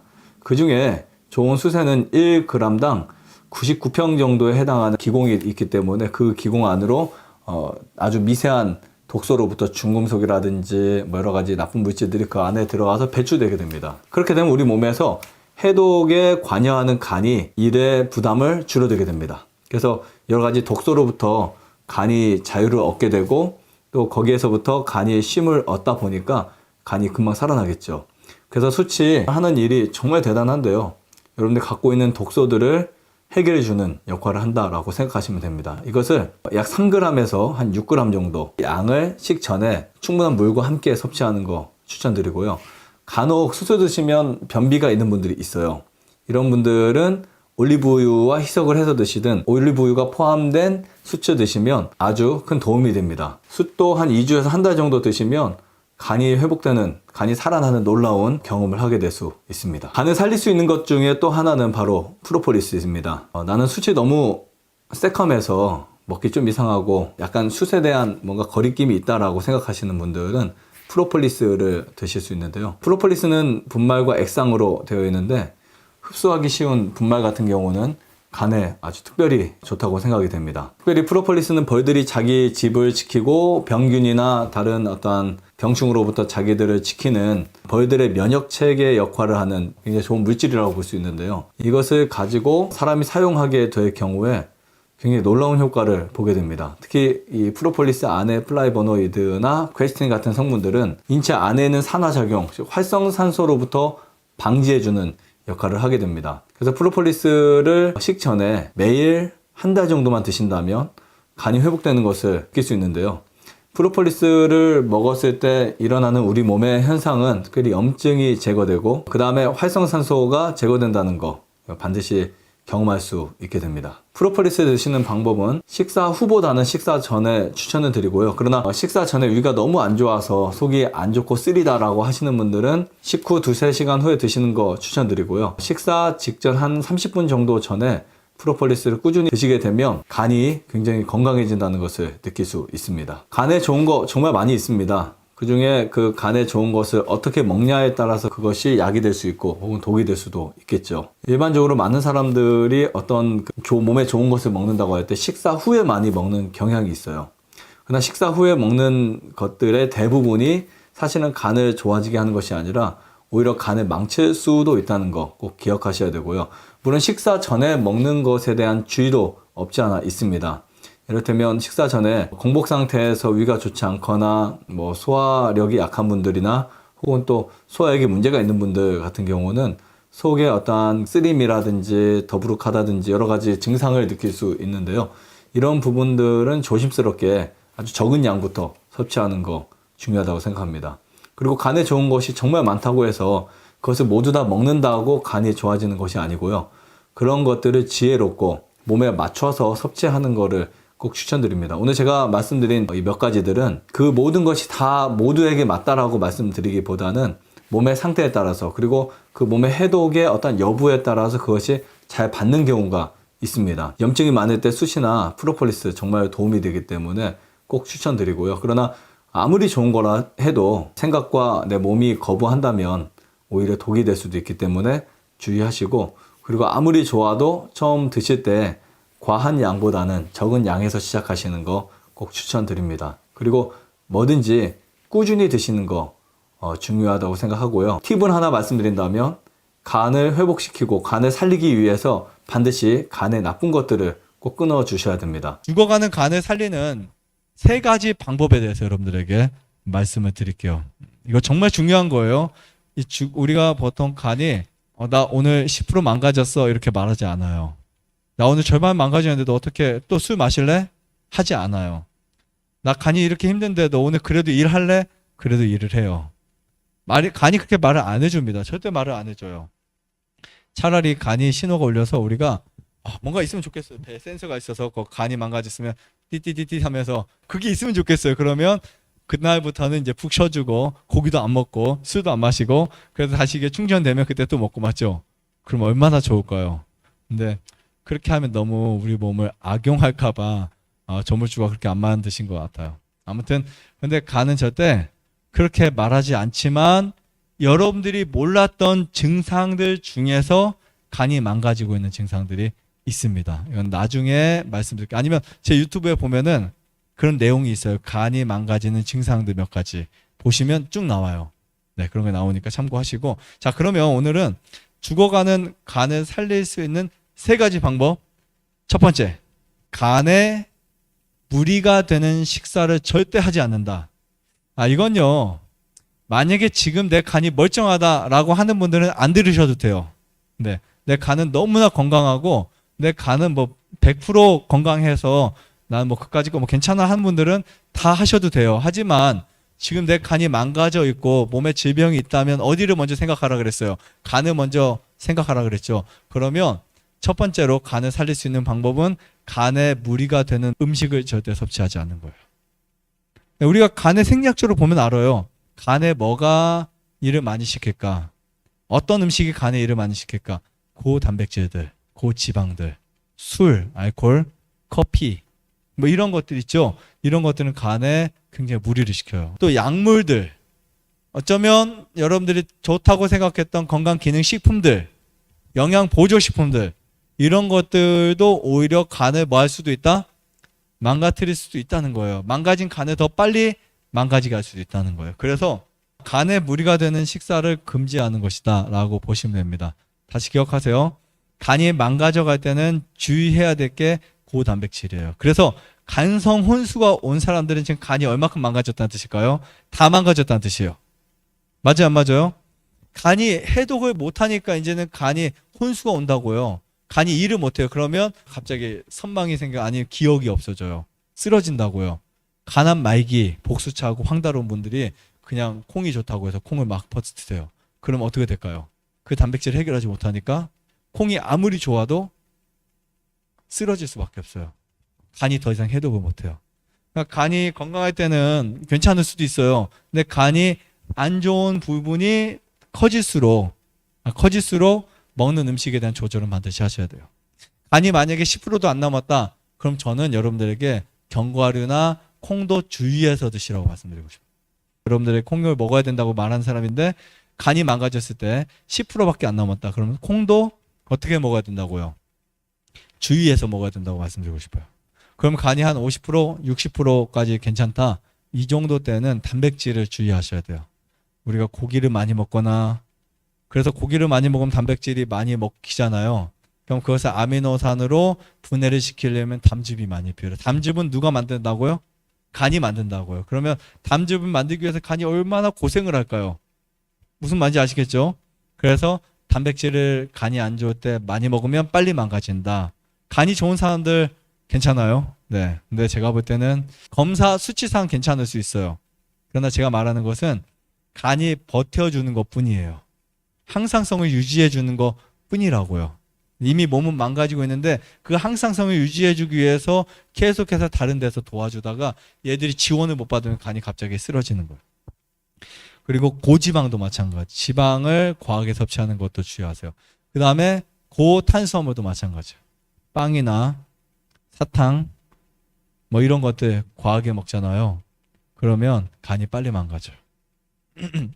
그 다음에 아까 말씀드렸죠. 영양제 주의하시라고요. 간을 하루아침에 망가뜨릴 수 있어요. 어떤 영양제들이. 아무리 좋다고 생각하는 영양제들도 간 기능이 약할 때 드시면 좀 위험할 수 있어요. 그래서 항상 뭔가를 할 때 간에게 물어보세요. 나 먹어도 되겠니? 야, 그 다음에 약초들도 마찬가지예요. 효과가 우리에게 좋다고 생각하는 약초들도 간에게 무리가 될 수 있다 없다? 있다는 거. 그래서 뭐든지 좋은 거 먹을 때는 많이 드시지 마시고 조금씩 드세요. 아주 조금씩 드셔서 회복할 수 있도록. 한 번에 막 먹잖아요. 큰일 날 수 있어요. 아무리 좋은 것들도 네, 조금씩 먹어서 몸에 유익이 되게 하자. 이렇게 보시면 될 것 같습니다. 그래서 간에 무리가 되는 식사 금지. 제 유튜브에 보면 간에 좋지 않은 음식들, 간에 나쁜 영양제들 그런 거 있어요. 참고하시면 좋을 것 같고요. 그래서 간에 무리를 주는 식사는 하지 않는다라고 보시면 됩니다. 자, 두 번째, 일찍 충분히 잠자기. 네, 여기 되게 중요해요. 일찍 충분히 잠자기. 처음에 충분히 잠이 안 올 수 있어요. 근데 이상하게 잠자야 될 시간엔 잠이 안 오고 잠을 자지 말아야 될 시간엔 잠이 와요. 네, 이거는 고쳐주셔야 되고요. 결국은 내가 습관을 만들기 나름이에요. 그게 한 달이 됐든 두 달이 됐든 6개월이 됐든 내가 망가뜨려 온 습관만큼은 아니겠지만 그래도 거기에 버금가는 시간을 투자해야 될 수도 있어요. 때로는 6개월을 투자할 수도 있어요. 하지만 우리 몸의 습관은 반드시 바꿀 수 있다. 그래서 간을 쉬게 하는 거 반드시 일찍 자야 돼요. 왜냐하면 보통 사람이 피곤한 게 아침에 많이 피곤해, 저녁에 많이 피곤해요. 보통. 근데 요즘엔 아침도 많이 피곤하더라고요. 맞죠? 저녁에 막 이렇게 과하게 먹고 12시, 1시, 2시까지 식사를 하고 자요. 그러면 아침에 피곤할까요? 개운할까요? 굉장히 피곤하겠죠. 저녁에 간을 부담시켜 주신 분들은 아침에 일었을 때 너무 힘들어요. 그래서 그렇지 않은 경우 일반적으로는 하루에 아침부터 에너지를 사용하면서 쓰던 분들은 한 6시, 7시, 8시, 9시 그때쯤 되면 이제 피곤해지기 시작해요. 자, 그러면 그 무슨 신호일까요? 네, 빨리 쉬어라, 자라. 가장 좋은 쉼은 뭐냐면 자는 거예요. 우리 몸에서 가장 빨리 회복될 수 있는 쉼이 바로 자는 거거든요. 자게 되면 뇌, 신경부터 위장, 간, 소장 다 모두 다 회복이 될 수 있어요. 그래서 우리 간이 회복이 되려면, 간이 살아나려면 반드시 시간을 정해놓고 자야 돼요. 졸리면 자는 거 하지 마세요. 졸릴 때 자는 거 좋지 않습니다. 정해놓고 주무세요. 9시면 9시, 10시면 10시, 10시, 뭐 10분이면 10분. 대대한 10시를 넘기지 마세요. 10시를 기준으로 해서 제가 8시, 9시, 10시, 11시, 12시 어느 시간에 자야 가장 좋을까요? 라는 강의를 한번 한 적이 있어요. 가장 좋은 시간이 10시예요. 10시. 근데 10시에 잘 자려면 언제부터 잠자리를 준비해야 될까요? 9시부터 준비해 줘야 되겠죠. 저 같은 사람은 1분이면 드니까 괜찮아요. 그런데 보통 분들은 그래도 충분히 준비해 주셔야 되고, 사람이 그래도 어느 정도 깊은 잠이 자려면 30분, 1시간 전에 충분히 준비해 주시되, 저녁에 자기 전에 최소한 1시간, 2시간 전에 핸드폰 보는 거 안 하시는 게 좋아요. 왜냐하면 핸드폰을 봤던 그 전자 파장이나 그게 우리 뇌를 통해서 간을 엄청 무리를 줘요. 제가 나중에 이 문제도 한번 거론을 할 텐데, 밤에 불을 꺼놓고 핸드폰을 많이 보는 거 좋을까 안 좋을까요? 절대 안 좋아요. 간이 좋은 사람도 안 좋은데 이렇게 간이 안 좋아서 병이 생긴 분들은 당연히 안 좋겠죠. 그래서 가급적 잠들기 전에 1시간, 적어도 1시간 전에는 휴대폰을 사용하지 말자. 그리고 잠을 충분히 잘 수 있도록 잠자리를 준비하자. 그 중에 뭐 미워했던 사람도 좀 뭐 용서도 해주고, 잠자기 전에 좀 회개도 하고, 또 어떤 좋은 생각도 하고, 성경도 뭐 아니면 좋은 글도 읽고, 그러면요 되게 좋아요. 잠자기 전에 저 인간 어떻게 해야 돼? 막 이렇게 스트레스 열받고 막 하잖아요. 그러면 잠을 좋게 못 자요. 잠자기 전에는 무슨 생각을 해야 된다? 좋은 생각을 해야 된다. 꼭 기억하세요. 이렇게 하면 간이 살아날 수밖에 없어요. 9시, 10시에 잠은 자도 그냥 잠자는 시간까지 핸드폰하고 귀에 뭐 틀어놓고 귀에 꽂고, 그 다음에 막 그냥 저녁에 자면서 내가 어떻게 보복할까, 어떻게 욕을 한방 먹일까 막 이런 생각, 억울해서 막 죽을 것 같아 막 이런 생각, 그러면 간이요 망가져요. 제가 재밌는 거 하나 알려드릴까요? 우리가 보통 간을 회복시킬 때 5일에서 일주일 정도 회복시켜놔요. 근데 하루아침에 다 망가뜨릴 수 있어요. 일주일 동안 열심히 잠을 자서 간이 회복이 돼요. 하루 저녁에 한 2시간, 3시간 동안 막 그냥 열받고 혼자 끙끙 앓고 하잖아요. 그러면 그 사람은 일주일 동안에 뭐 했던, 일주일 동안에 그 회복을 시켰던 간이 갑자기 하루아침에 망가질 수 있다고요. 그거 주의하셔야 돼요. 네, 이해하시겠죠? 네. 저번에도 말씀드렸지만 간에 좋은 것 중에 하나가 민들레예요. 민들레. 민들레를 잘 드시는 것도 좋고요. 그 다음에 미나리도 좋지만 우리가 간이 안 좋을 때 예를 들면 헛개나무 열매라든지 이런 거, 아니면 뭐 벌나무라든지 이런 것들을 좀씩 끓여서 드시거나 드시는 것도 추천을 드려요. 그 다음에 뭐 모링가라든지 이런 것도 간의 영양에 되게 도움이 돼요. 근데 간에 직접적으로 해독을 시켜주고 싶다. 그러면 숯 있죠, 숯. 숯이 정말 좋아요. 간을 살리는 데 있어서 숯은요, 가스도 빼주고 정말 좋기 때문에 숯이 좋습니다. 근데 숯도 흡착력이 다 다르기 때문에 흡착력이 좋은 숯이 더 좋고요. 그 다음에 이제 옷 있죠, 옷. 옷은 문제가 뭐냐면 옷이 오르는 게 문제예요. 그러나 옷이 오르는 분들도 잘 적응되면 오르지 않을 수 있지만 절대 옷을 그대로 드시면 안 돼요. 우르시울이라는 그 성분이 오히려 치명적일 수도 있기 때문에 그거를 뺀 추출물이라든지 이런 온물 같은 거는 마셔도 상관이 없어요. 그렇게 간에 좋은 것들, 옷도 굉장히 좋고, 그 다음에 아까 말한 숯도 좋고 민들레도 좋고 이런 것들을 그냥 골고루 드시면 돼요. 프로폴리스 분말 같은 경우도 간에 되게 좋아요. 그런 것들을 여러분들이 골고루 섭취하시면 되는데 한 가지 너무 많이 섭취하다 보면 질리잖아요. 그러면 또 다른 걸 섭취하셔도 돼요. 그래서 내가 이게 간에 좋다라고 생각해서 먹잖아요. 더 좋아요. 그래서 이제 앞으로 봄이 되고 하면 민들레도 나오고 쑥도 나와요. 쑥도 간에 정말 좋아요. 우리가 겨울 동안 이렇게 몸에 어혈이 생기거나 피가 더러졌을 때 봄에 일찍 나가서 깨끗한 들판에서 쑥을 뜯어다가 국이라든지 쑥떡이라든지 쑥 버무리 무침이라든지 이런 거를 해서 드시면 정말 좋습니다. 그래서 쑥이 나올 때는 또 쑥을 어린 쑥 이렇게 쑥을 뜯어거나 해서 드시면 정말 도움이 돼요. 그래서 간에 좋은 약초들, 간에 좋은 식품들 이런 거를 드시는 것도 추천드립니다. 간을 살리는 식품 5가지 한 분이 이제 질문하셨어요. 언제 간을 살릴 수 있는 음식이 뭘까요? 현재 여러분들이 일상적으로 먹을 수 있는 것들을 제가 조금 소개해 드리려고 합니다. 이 간은요, 탄수화물을 분해시켜요. 그리고 포도당도 만들고 몸을 해독하는 역할을 합니다. 그리고 영양분을 저장하고 또 간에서 담즙을 만들어내요. 담즙을. 음식의 영양소가 이제 적절하게 흡수하는 데도 굉장히 필요한 기관인데요.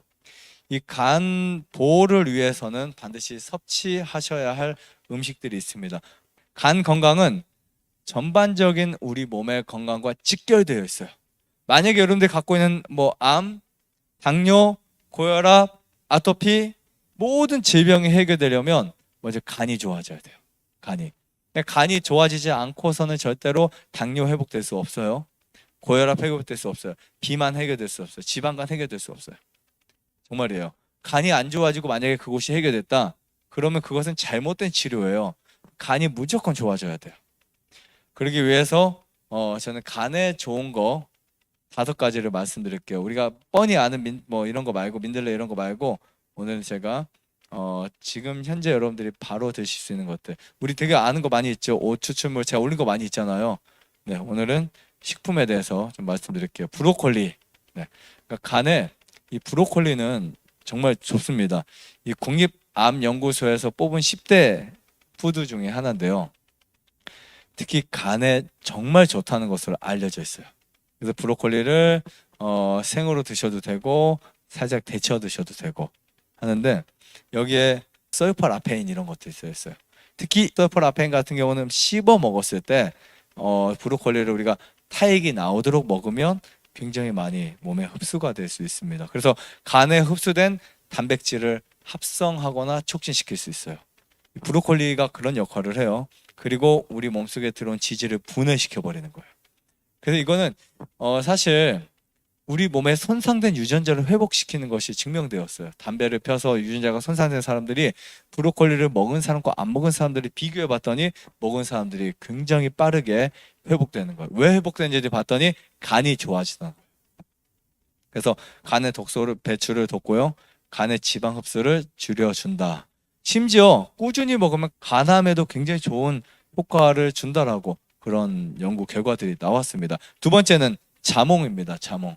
자몽은 비타민 C가 정말 풍부한 과일인데요. 자몽의 껍데기에 붙은 그 흰 색깔 그런 부분들이 정말 엄청 좋은 항산화제고요. 염증을 줄여줘요. 자몽이 맛이 솔직히 이거는 어떤 분들은 좋아하는 분이 있고 별로 안 좋아하는 분들이 있지만 자몽의 그 약간 특유의 맛 있죠.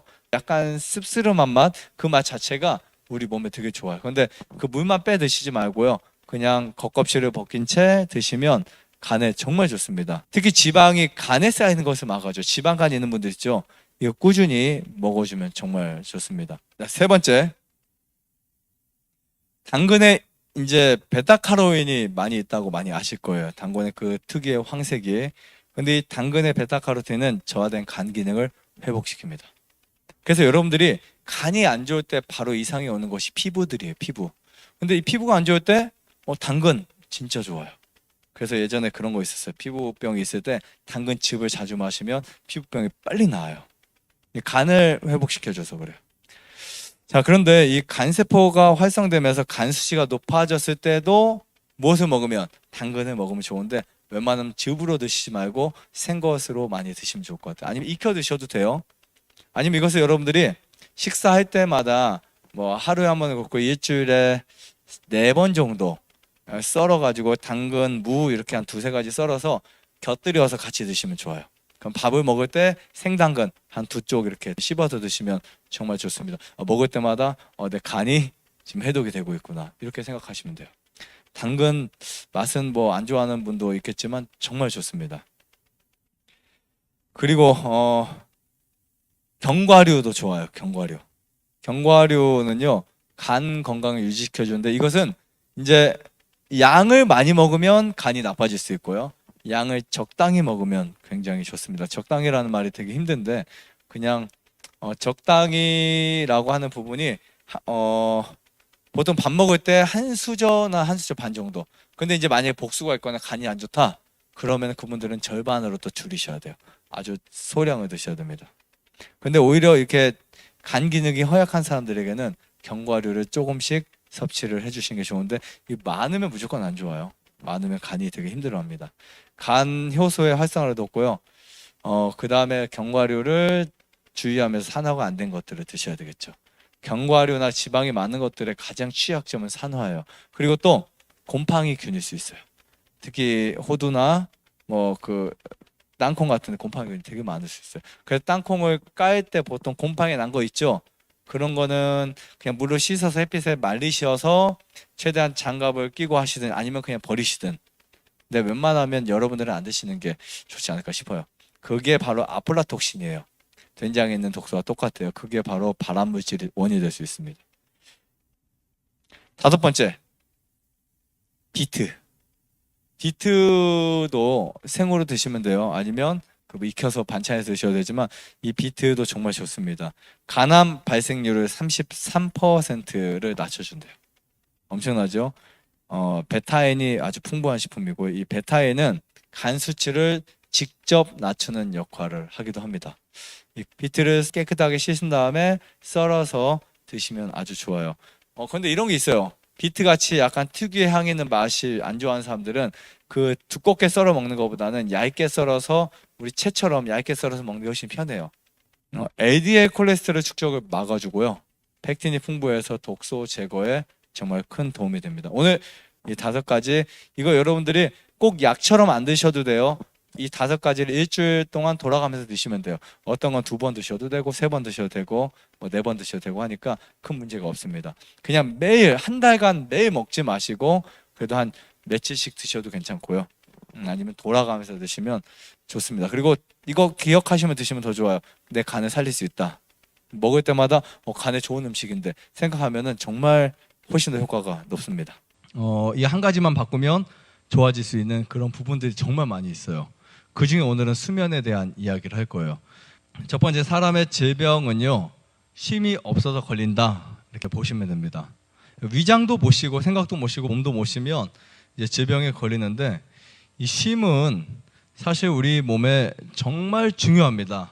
사람이 일평생에 걸쳐서 잠자는 시간이 얼마나 될까요? 거의 3분의 1을 잠을 자요. 90년을 살았다고 가정할 때 그 중에 27년, 28년, 30년 가까이를 잠을 잡니다. 그렇죠? 원장님, 저는 어제 4시에 잤는데 저는 1년에 3분의 1을 못 잡니다. 할 수 있겠지만 자야 돼요. 충분히 자야 돼요. 잠이 안 와도 불을 반드시 꺼야 됩니다. 이거 원칙으로 하셔야 돼요. 우리 수면법에 보면 어떤 사람들은 잠잘 때 잠이 안 오면 다시 일어나서 이렇게 해야 된다 하지만, 제가 그 부분도 오늘 설명을 드릴 거예요. 우리나라에 그 불면증 환자가 엄청 많이 늘어났어요. 거의 인구의 한 20-30% 이상이 불면증을 겪고 있다고 합니다. 불면증, 잠을 못 자는 거요. 네. 자, 첫 번째로 제가 시간에 대한 이야기를 할 거예요. 우리가 간이 있어요, 간. 우리 간이 어떤 역할을 할까요? 우리 몸에서 해독 역할을 합니다. 그 다음 또 소화작용도 해요. 소화액도 만들어내요. 쓸개즙도 만들어내요. 등등 합쳐서 제가 몇 가지 일을 한다고 그랬어요, 간에서. 네? 500가지. 한 500여 가지의 일을 합니다. 그런데 결국 우리 몸이 회복되려면 간이 먼저 회복돼야 돼요. 간이 회복이 안 되면 피로도 회복이 안 되고요, 염증도 회복이 안 되고, 결국은 몸이 회복이 될 수 없습니다. 지금 키포인트 말씀드리는 거예요. 내가 건강해지고 싶다 소망하는 분들 있죠. 예를 들면 그런 거 있어요. 내 몸이 너무 간지러워. 그러면 이거 간지러운 것을 좀 해결하고 싶다.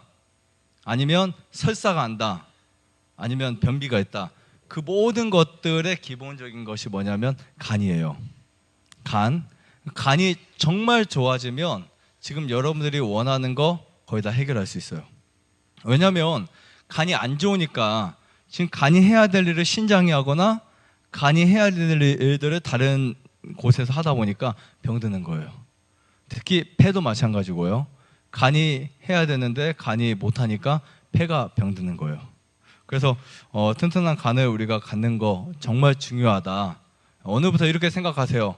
앞으로 나는 건강한 간을 만들어야 되겠다. 이렇게 하시면 몸이 이제 회복이 됩니다. 그래서 몸이 회복될 수 있는 가장 빠른 지름길이 뭐가 회복되는 길이라고요? 간이 회복되는 길이다. 그러면 잠자는 시간을 한번 제가 좀 알려드릴게요. 꼭 이 시간에 자야 간이 회복돼요. 네, 몇 시? 네, 그러니까 딱 이 시간에 자면 간이 회복될 수밖에 없어요. 자, 왜냐하면 하루에 8시간을 수면 주기로 생각해요. 사람은 리듬이 있어요. 생체 리듬이.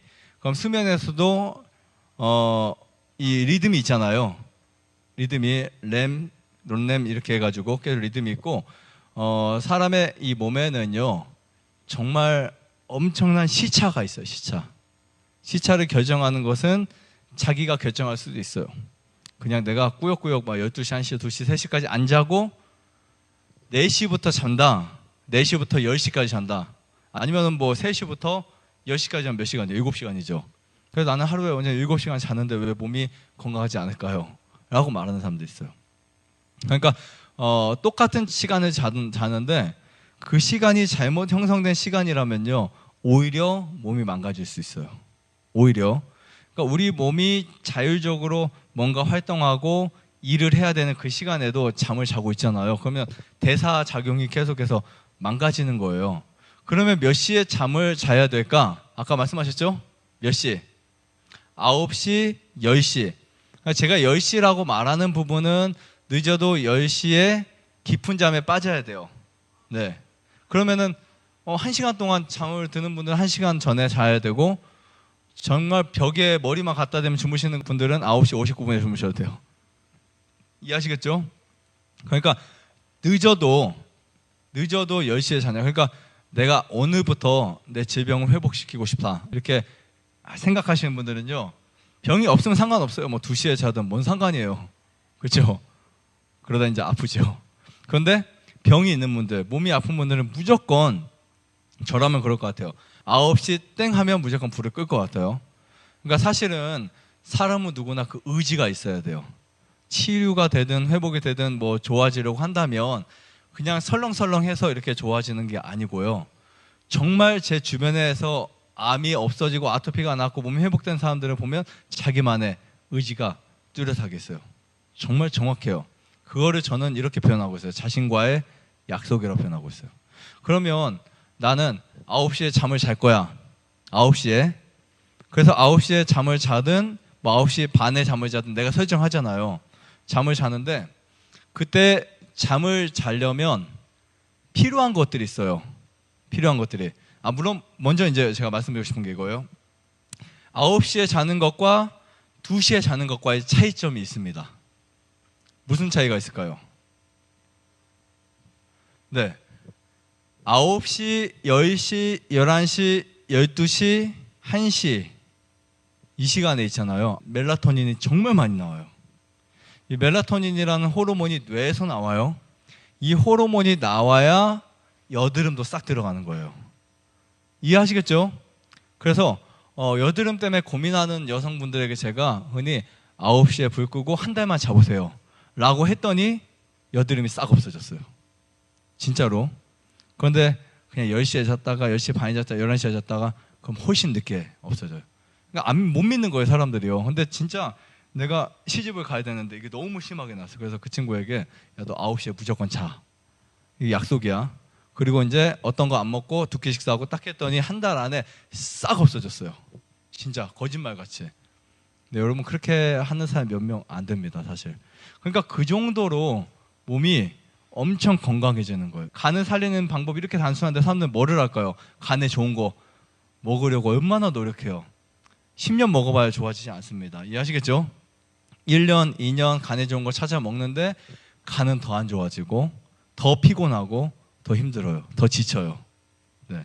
그래서 이런 부분들을 제가 사실 강의에 안 올려놓으니까 이제 여기서 오신 분들만 들을 수 있는 부분들이 있어요. 그리고 또 한 가지 10시에 자면 우리 간이 살아나는 이유 중에 하나를 말씀드릴게요. 9시, 10시에 자면 그러니까 여러분 꼭 10시 전에 주무셔야 돼요. 이해하시겠죠? 그게 일찍 자면은 이 멜라토닌 호르몬이 분비되면 사람이 노화를 낮출 수 있어요. 이거 과학적으로 증명된 거예요. 늦지 않는 건 좀 거짓말이고 늙는 그 속도가 엄청 적어요. 네. 그러니까 이 9시, 10시에 잔다는 게 정말 중요한 거예요. 그리고 그때 자고 차라리 3시, 4시에 일어나서 뭔가 활동하는 것이 훨씬 낫다. 이렇게 보시면 됩니다. 사람들이 생각을 해요. 뭐 12시에 자면 어때? 1시에 자면 어때요? 어차피 8시까지 자면 되는데 전혀. 여기서 제가 한 가지 더 말씀드리면 12시 이전에 자는 2시간이 12시 이후에 자는 4시간과 똑같습니다. 몸을 회복시키는 그 구조에 있어서 12시 이전에 2시간 깊은 잠을 말해요. 그 얕은 잠은 꿈을 자주 꿔요. 그렇죠? 그 꿈 꾸는 거 말고 진짜 깊은 잠 2시간을 자면 12시 이후에 4시간을 자는 잠과 똑같아요. 그래서 반드시 12시 이전에 2시간을 저는 꼭 주무시기를 정말 바랍니다. 잠이 안 오면 불이라도 꺼놓으세요. 네. 그리고 빛이 안 들어오게 해야 돼요. 이거 원칙입니다. 좋아요, 구독, 안내자자 눌러주세요. 눌러주세요.